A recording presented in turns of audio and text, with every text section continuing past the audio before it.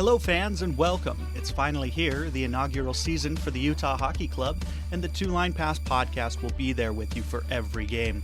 I'm Randon, and alongside my co-hosts, Dustin and Ryan, we will bring you inside the team, giving you the latest news, highlights, and an in-depth analysis on everything about the Utah Hockey Club.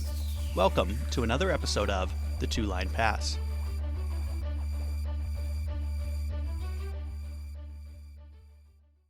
Welcome in, fans. Another episode of the Two Line Pass podcast. I am Randon here with Dustin tonight. Our third member of the crew is out sick. Ryan has quite the nasty bout of flu and wants to make sure that he can, or at least he's going to try to get to work tomorrow. So we're giving him the night off, and that's okay. Where there were three, there are now two. We are killing this penalty. Dustin, I couldn't ask for a better partner to do it with. How you feeling tonight? I'm feeling pretty darn good. A little, let's say, misty-eyed. One thing I love in sports, and it's happened a couple of times, like teams taking the field without a certain position lined up, or a couple of years ago, Arizona's football team carried a jersey out for a coin flip for a teammate that they had lost. Being a University of Utah fan, having the number 22 retired, and the tribute to both Ty Jordan and Aaron Lowe in Portal 22. And then tonight, the Columbus Blue Jackets took the ice for the opening faceoff without a left winger for Johnny Gaudreau, who had passed away earlier in the season of life. I believe both him and his brother were hit by a drunk driver. Both of them lost their lives.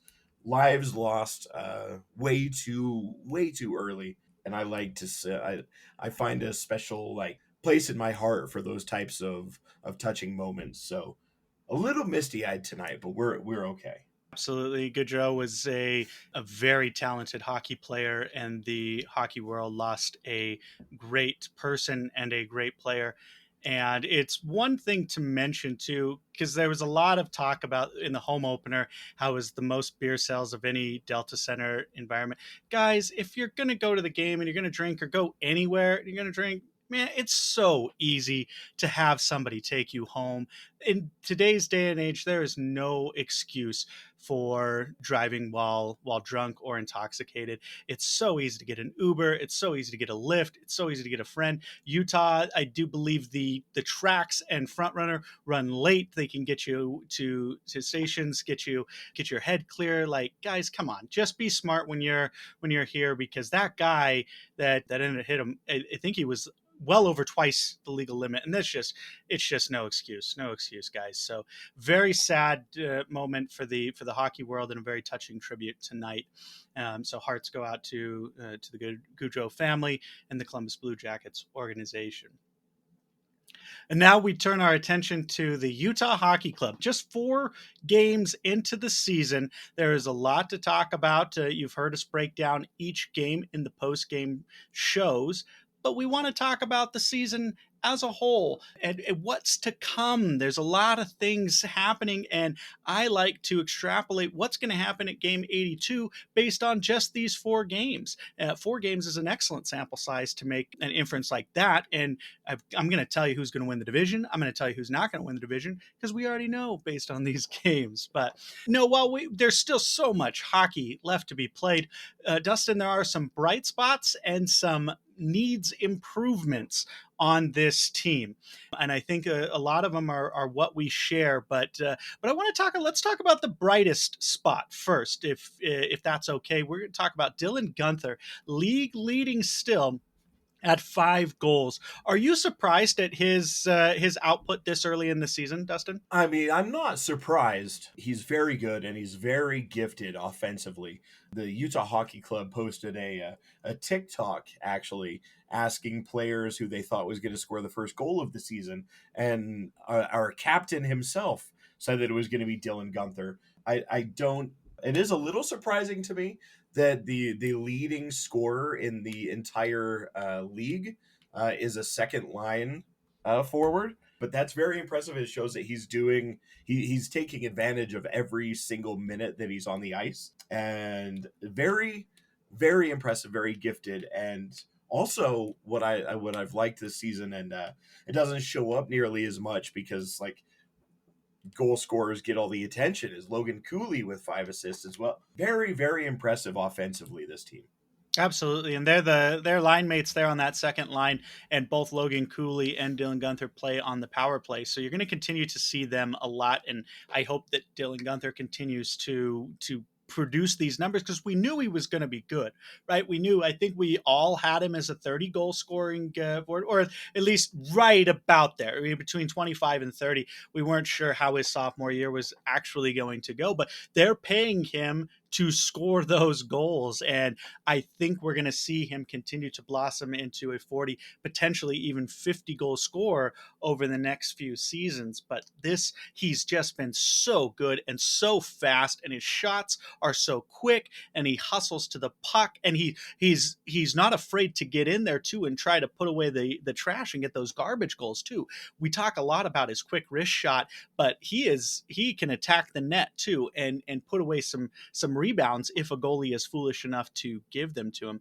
But Dylan Gunther has been absolutely incredible. And I was outside the arena and I did predict that Dylan Gunther would score the first goal. And I wasn't super confident in my pick, but I do love Dylan Gunther, and I think he's going to be a phenomenal player for us. And I'm so excited that we've got him locked up, and he's really showing why, even after just one half of a season played at the professional level, that he is going to be given a very high end 8-year deal. This wasn't a $3-4 million a year. He's getting paid $7.5 million a year for 8 years, making him the payout is the same as Clayton Keller, and we all know how great Clayton Keller is. And so to give that to a player who only played half a season is just incredible, and he's earned every dollar, I think. Yeah, definitely. I mean, when you have that type of talent, along with the youth, which is another, like, just not even for this season alone, but for the future of this franchise, how young the core, the nucleus of this team is.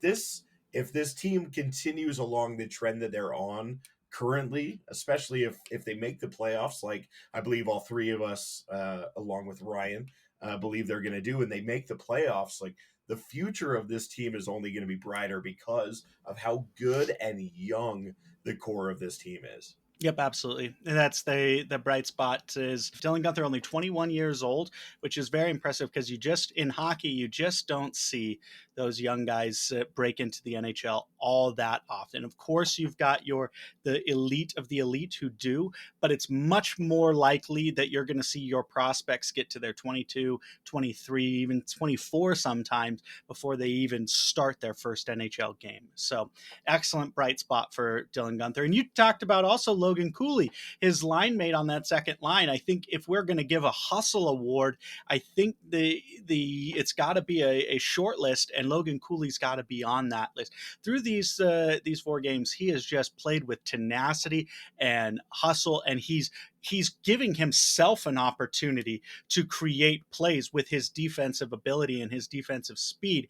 And it's almost as if the other players aren't expecting him to show that kind of hustle, and maybe thinking he's just going to be offensively gifted and maybe fall back. But I've been so impressed with his go get itness, with how well, we called him a menace, and he's just absolutely ferocious out there on the ice, and he's got to be bothering a lot of the players that are having to play against him. Yeah, and that's the type of thing.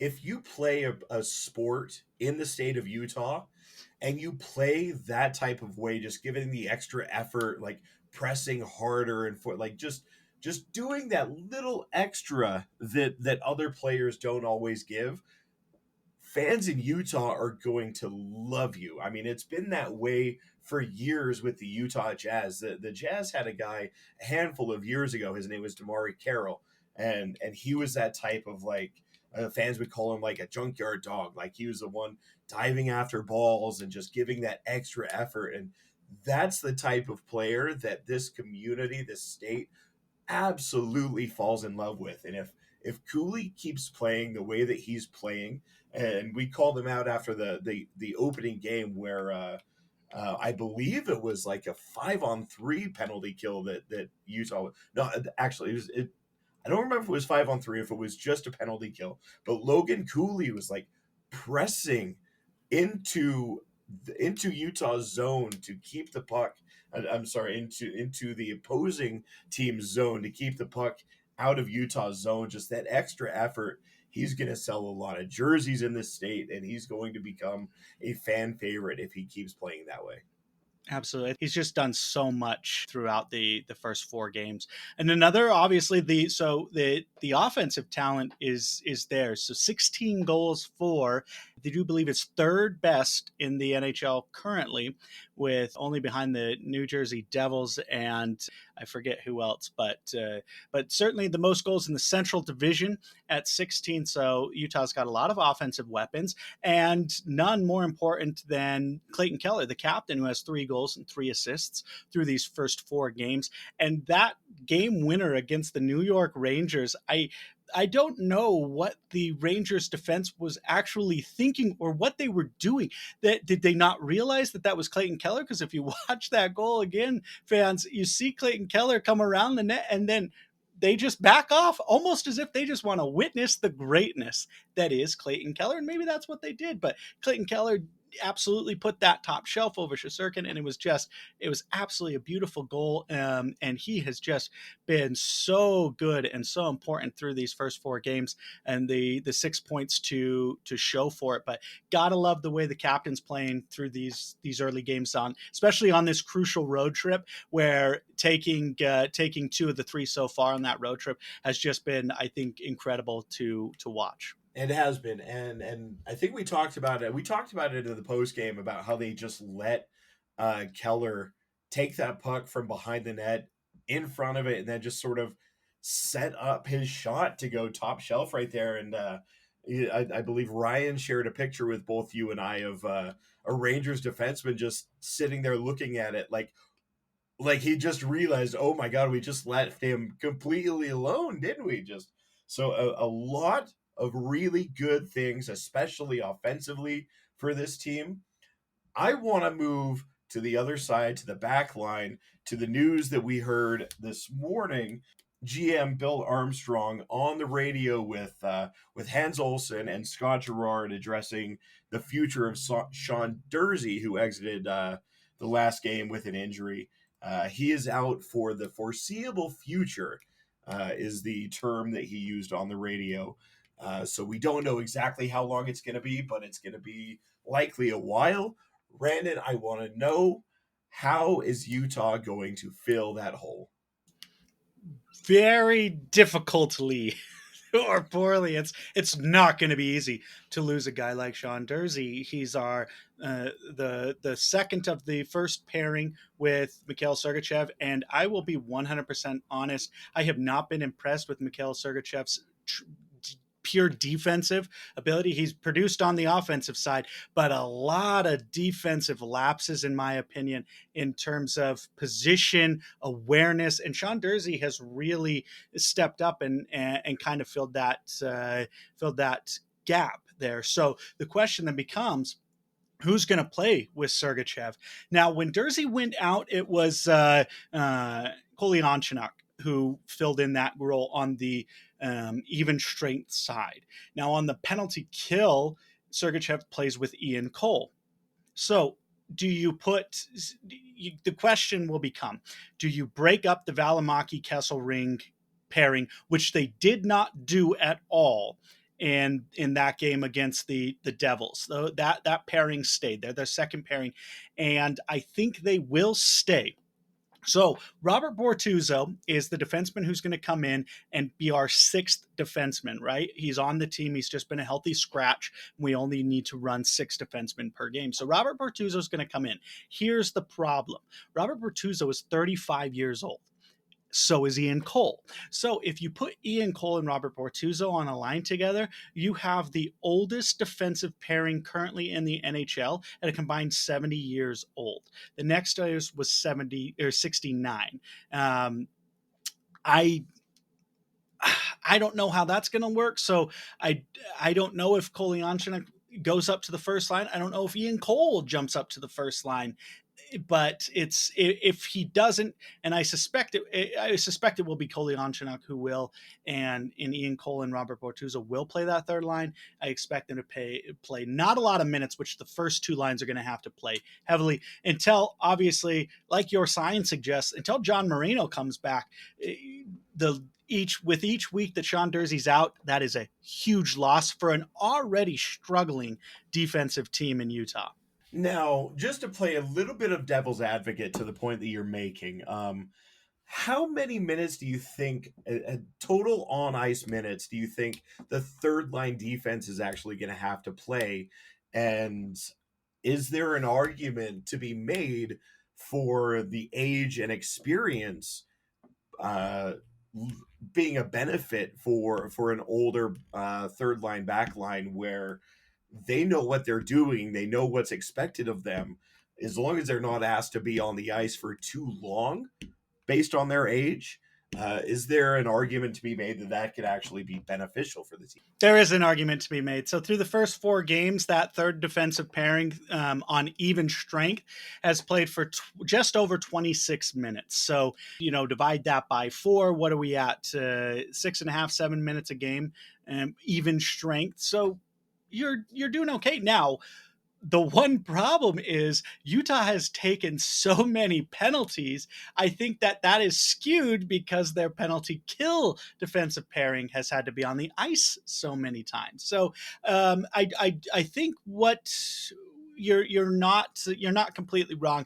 I think that even if we have Cole and Bertuzzo on the third line, they're not going to be asked to move the world. They're not going to be asked to play 22, 23 minutes a game, and that's what we're paying Sergachev to do as the top line defenseman, and we'll see. So I think the big question though is, will they break up the Kesselring Valimaki line?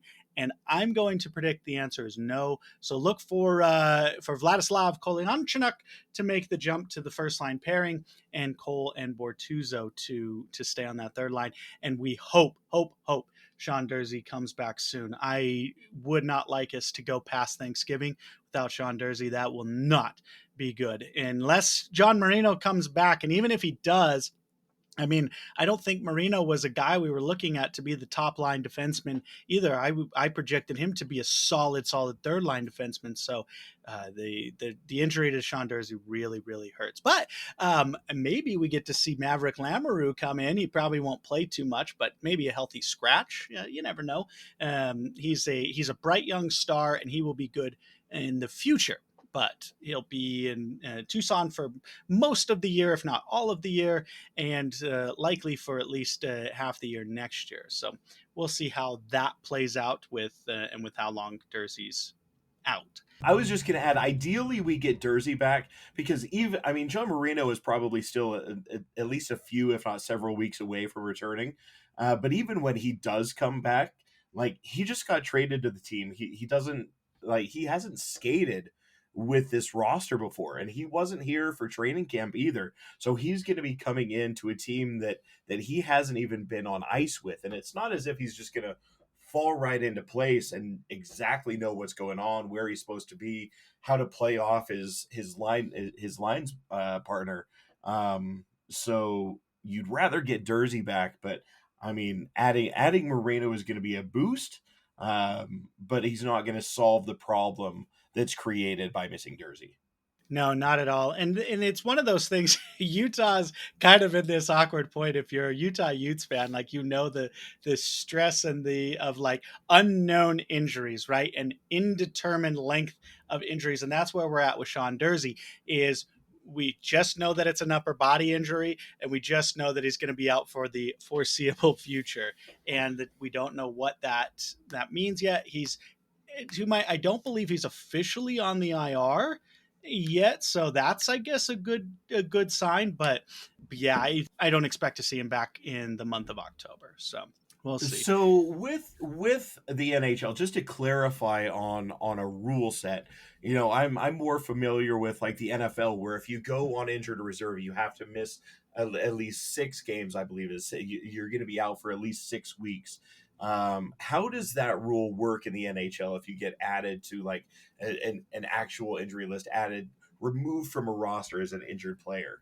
Yeah, that's an excellent question, Dustin. So the NHL rules for the injured reserve list, they have to be injured for a minimum of 7 days to be placed on the IR. Now, if you're familiar with the IR rules or the IR manipulation that has gone on specifically in Las Vegas, once you're on the long term IR list, then your salary cap is released and you can bring in a player. Now, the rules are not set in terms of in terms of when you can bring a guy back. And as long as he's back before the end of the playoffs, he's eligible to play in the playoffs. And so what you saw is Las Vegas and manipulating, depending on if you're a Vegas fan or not, where they would place their best player, Mark Stone, on the long term injured reserve list, released his cap, paid people of ideally comparable skill to get them still in the playoffs, and then they reactivate Mark Stone the day before the playoffs, and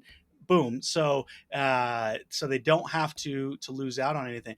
I am hoping if we get into that situation with Durzi, then it is not going to be good. So let's hope that it stays on that minimum of 7 days, and I would say between 7 and 21 days likely for this type of injury. But unless he's got like a broken rib, which I'm not sure. I've never actually had a broken rib. I'm not sure how quickly they heal, but you're not going to be want to skating out on the ice taking a bunch of checks if you've got broken ribs. So hopefully maybe just a bruised ribs, which hopefully cleared up in 3 to 4 weeks.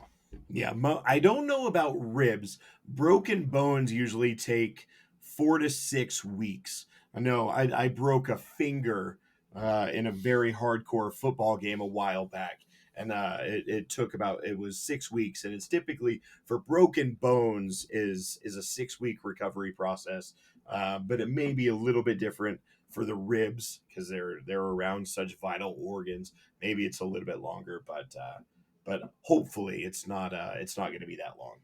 We'll let you know as soon as our sources let us know, or somebody else breaks the news first. But one thing too with the not just Durzi, if we're talking about defensive lapses, so the Utah Hockey Club has been very gifted offensively and lackluster, shall we say, defensively, allowing the second most goals against in the Central Division. Surprisingly, the Colorado Avalanche have allowed 20 goals against through only 3 games. So it could be worse. Fans, could be a lot worse. But their defensive scheme as a whole absolutely needs to improve. I don't really want to get into this high octane, 6-5, 7-5 type, dueling affairs. And I don't believe the coaching staff does either. So hopefully they can clean up the defense as a whole and continue the offensive power. But the defense needs to step up. And part of that comes from disciplined play. We've discussed this, that the team is just taking way too many penalties. They are the most penalized team by penalty minutes and the second most team by penalties. Only the Boston Bruins have more minors than the Utah Hockey Club. So the penalty kill right now sits at just under 80% at 79 and I believe 79 and a half percent, which is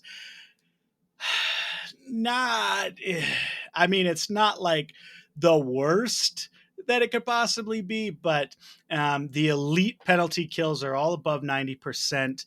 And we just need to not take those penalties, right? If we're going to be giving up 80% of those goals, Utah's given up a penalty goal or a power play goal rather in each of their first 4 games. And with just the amount of penalties we're taking, where the 80% mark is not good enough, and I think we just need to just be more disciplined on the ice. We're getting a little too excited, maybe. Yeah, and like you said, the percentage at which they're killing penalties isn't terrible, but if you're going to put the other team on the power play 7 times like they did against the Devils, you're going to have to kill a whole lot more. You're going to have to be in at least the mid 90s if that's going to be sustainable. So rather than put yourself in a box where you have to kill that many penalties, just play a little bit smarter. Just keep your stick down. Stop whacking the opposing players up around their grill, and play smarter, because some of them are just like a high stick, which I believe they got penalized for twice against New Jersey. Like that's not being aggressive.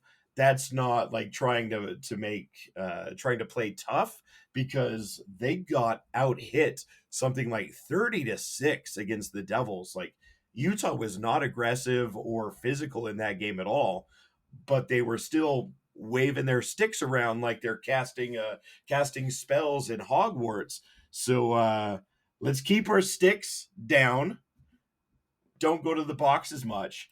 And that right there, in and of itself, is going to help relieve some of that defensive pressure and take a lot of pressure off of our goalies. Because, like you said, goalie play wasn't bad against New Jersey.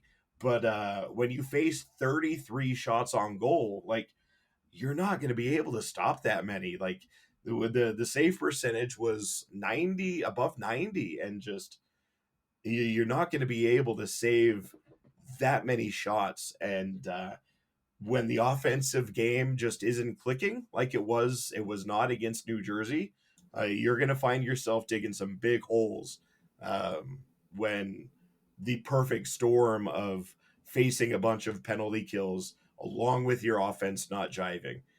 You're going to find yourself in a lot of big holes that are going to be hard to climb out of. Yep, absolutely. And I think it's necessary to turn our attention to the goaltending, because that's going to be a big part of dealing with the Sean Durzi injury, is going to see how does Connor Ingram and Karel Vejmelka play with the absence of that top line pairing. Now, Vejmelka has only played the one game against New Jersey, and I thought he played phenomenally. Like I said, above 90% save percentage, and allowed those three goals. But if you look at the statistics for Connor Ingram, we've felt that Connor Ingram is one of those, like, done just enough to win games. He's tied for first in the league with total wins. He's currently, if you look at by franchise, we like to say the old joke, the winningest franchise goalie in history at 100. He's won 100% of the games he's started.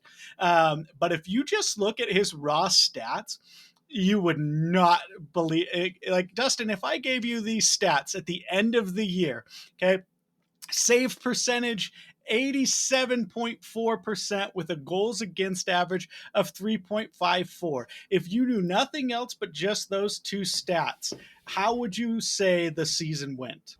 Say, oh, okay, run them by me again. I gotta think about So this. save percentage is 87.4, Okay. 874.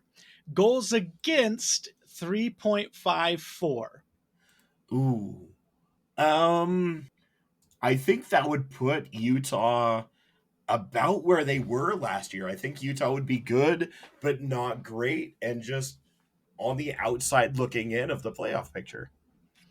Yeah, I would absolutely agree. I would say, if with stats like that, with knowing nothing else, I would say it would be shocking if we got more than 70 points. So statistically, Connor Ingram, I think, needs to play better. I think he wants to play better, and I think he's capable of playing better.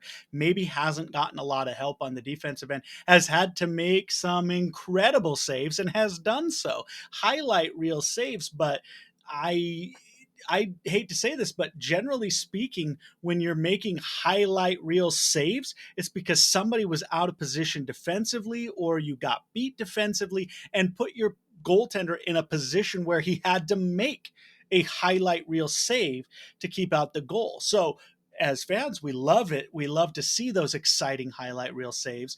But from a I like my defense perspective, you would much rather see a very very boring. Just, give me 26 shots and let me save 24, 25 of them per game and call it good. But so I think Connor Ingram's he got himself a break with Vamelka taking over in game 4. I suspect Connor Ingram to start against the Ducks, and I expect another win from him. And at the end of the day, I guess that's really all that matters is the wins.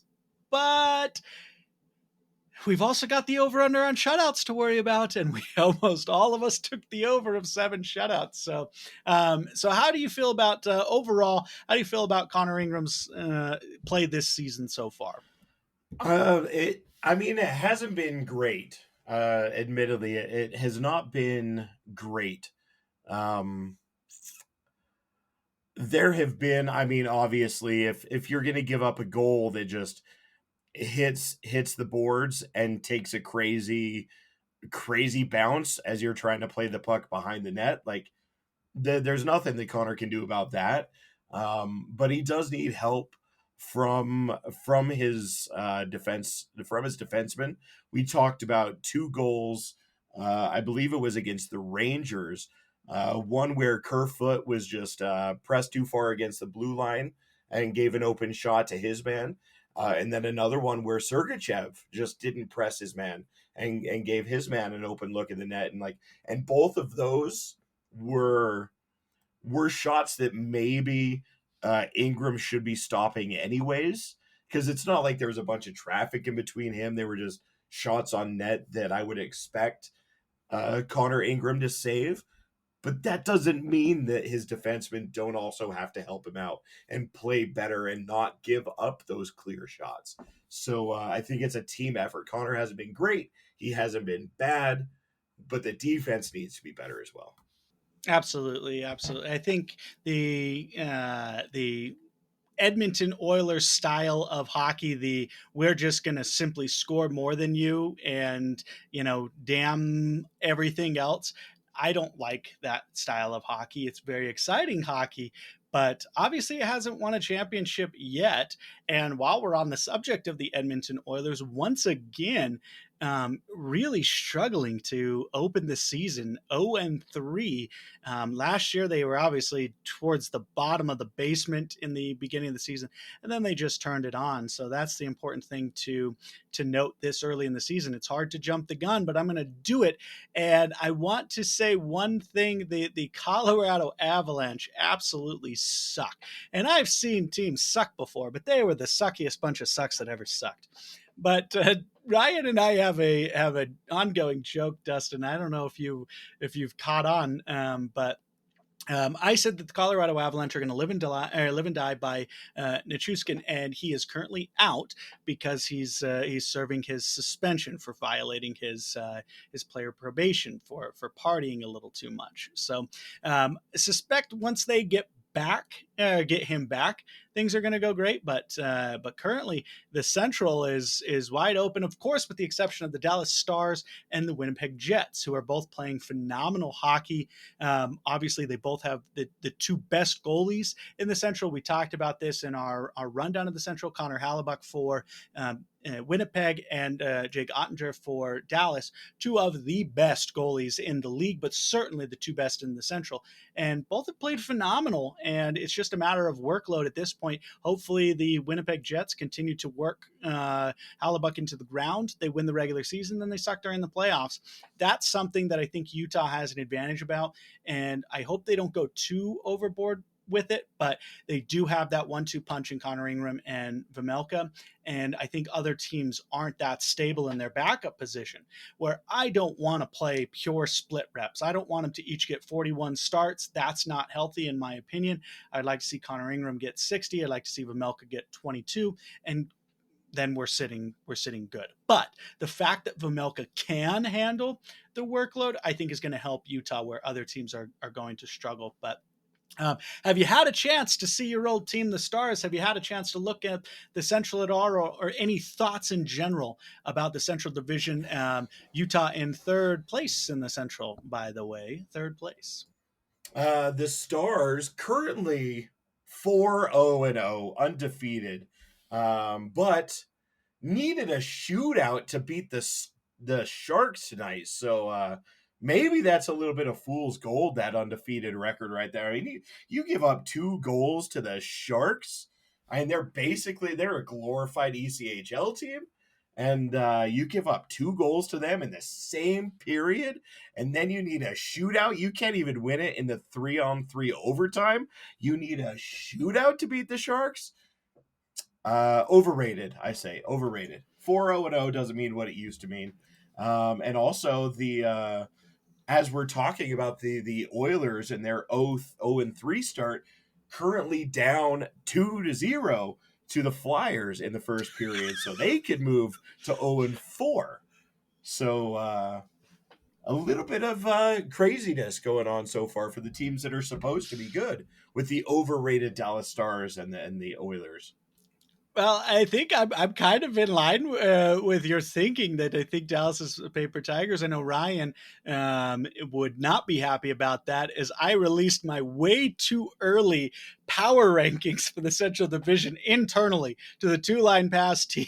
It was not received well, but we'll see. We're going to do those power rankings at the end of October, and then we're going to release them monthly. And I'm excited to see, but I would like to. I razz Dallas for they beat a winless Nashville Predators team and now barely beat a pretty awful San Jose team. So yeah, maybe a little bit of a paper tiger there. But Utah, the Central Division looks competitive, wide open, and currently we're sitting in that auto playoff spot. Obviously, 3 games in, 79 to go, but or 4 games in rather, 78 to go.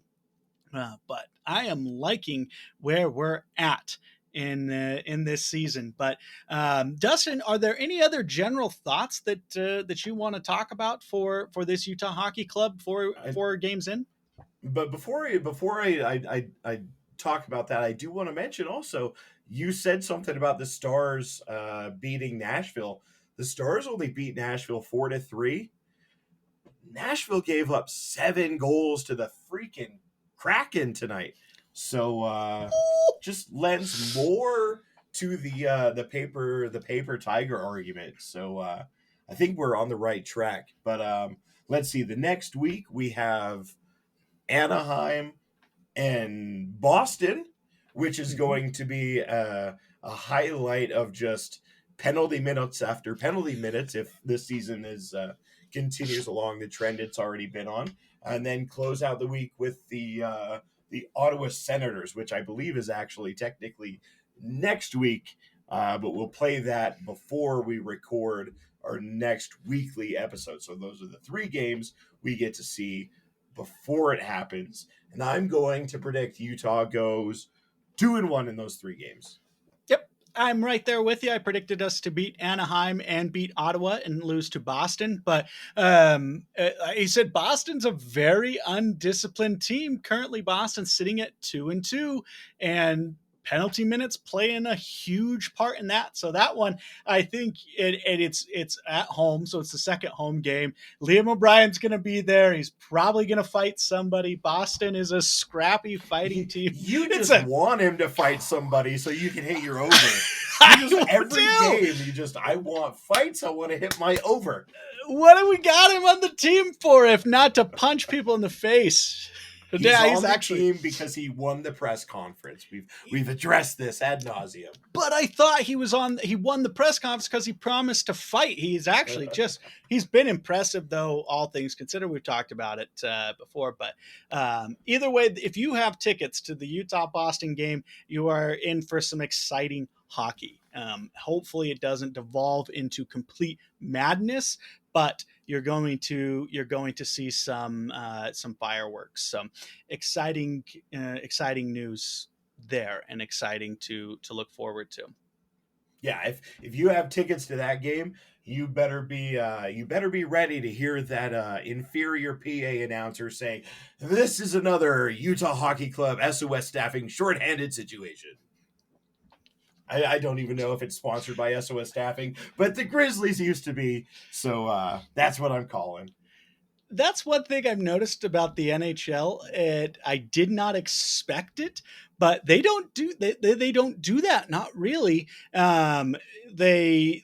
announces the goals, and that's pretty much it. And I don't know if that's a rule or just a preference thing, but I think getting a sponsor for your PK and your power play, that's just a no-brainer to make some quick buckaroonies. So hey, if you need some help, you talk to Dustin and I, and you're missing out on some money, Ryan. You're missing out on some money, and you need to hire us to let you squeeze out every dollar, every dollar. But And if Dustin, he made the right decision in the PA announcer job, anyways, then I'd be doing it for free of charge, because SOS Staffing is just the perfect sponsor for a shorthanded situation. So I'm just going to toss it out there, anyways. Look how good I am. This episode powered by the beautiful taste of vanilla Coca-Cola Zero. Get yourself one today, your local Maverick. that's beautiful. That is beautiful. Coke, if you're listening, I mean, can you pass up my? Well, they're probably sponsors. Like, well, we get free marketing. We get free. Yeah. Now Coke is saying we're getting it for free. Why would we pay them? So why buy the cow when you can get the milk for free? Drink yourself a delicious Pepsi Zero. Fuck you, Coke. Yeah, now we got a bidding war. We got a bidding war, fans. But hey, Dustin, any closing thoughts before we sign off tonight? I think I already did. We're going to go 2-1 in that stretch. 2-1 in that stretch, guys. It's going to be exciting, and we're hoping for another fantastic round of games. One more on the road trip, and then they're back home for a couple of games in a row. We hope to see you there. And thanks so much for listening to us tonight. Ryan, you get feeling better, buddy. And everybody, have yourself a great night.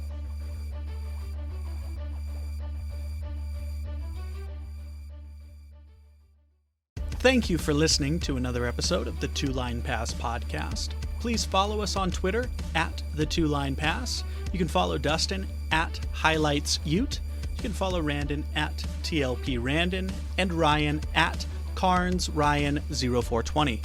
During the off-season, new episodes of the podcast drop every Wednesday with bonus episodes throughout. And during the season, we will have our weekly show plus game day episodes so you don't miss a minute of the action.